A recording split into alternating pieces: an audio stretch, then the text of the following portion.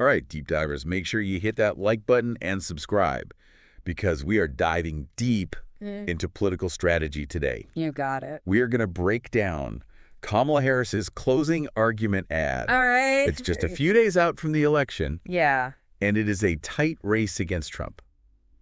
This is her final message to voters. Absolutely. And we are not here to endorse any candidate or take sides. We're just here to analyze the strategy. Right. So buckle up. Let's get into it. Let's do it. Okay, so first impression, just watching this ad, Yeah. it is striking how positive it is, like everything is, about a brighter future.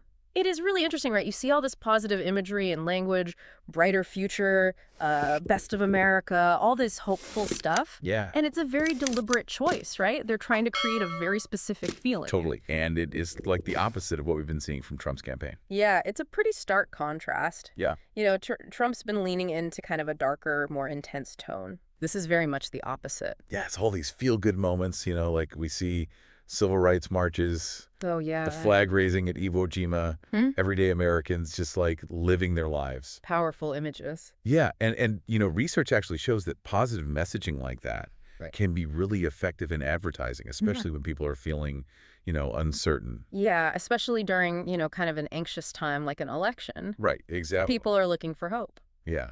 So it's interesting how they're playing into that. And that brings us to framing, right? This idea of how you present an issue. Like you're setting the stage, you're controlling the narrative.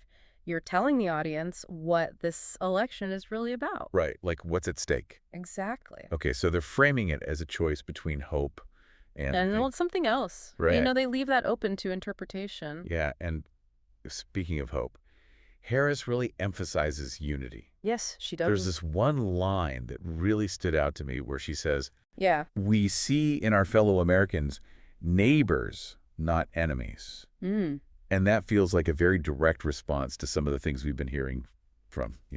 Yeah, some of the more divisive rhetoric. Right. It's a pretty clear contrast. Yeah. So what do you think that says about, what her campaign is trying to do?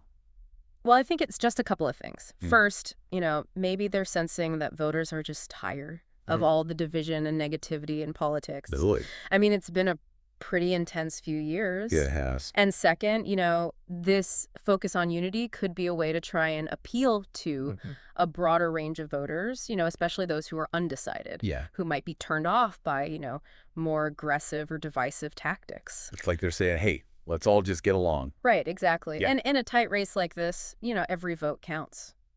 Yeah, absolutely. Okay, so the ad is definitely big on these like big picture themes, but they do touch on some specific policy areas too, Yes, they do. like cost of living, healthcare, personal freedom. And the choice of those issues is very interesting. Okay, why is that? Well, those are all issues that affect a lot of people. Mm-hmm.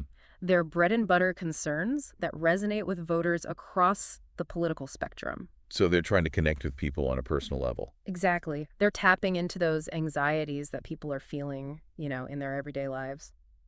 Yeah, that makes sense.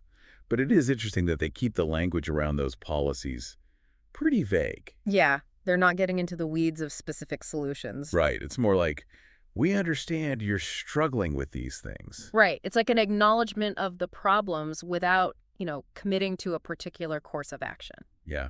It's smart because it lets them appeal to a wider audience. Exactly, because if they got too specific, they might alienate some voters. Right. It's like they're saying, we're on your side, Mm-hmm.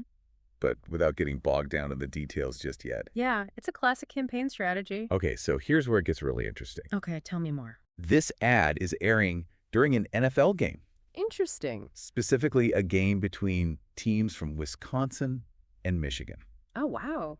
Talk about targeting your audience. Talk about it. Right. So Wisconsin and Michigan, those are both key battleground states. They could really decide the election.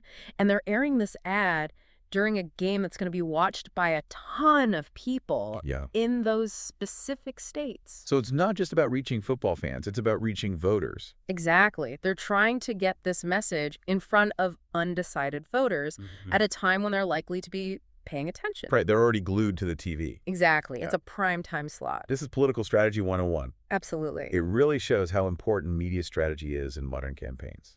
Oh, it's essential. It's not just about what you say, It's about who you reach That's right. and when you reach them. And how you reach them. Exactly. It's all about getting the right message to the right people at the right time. All right, deep divers.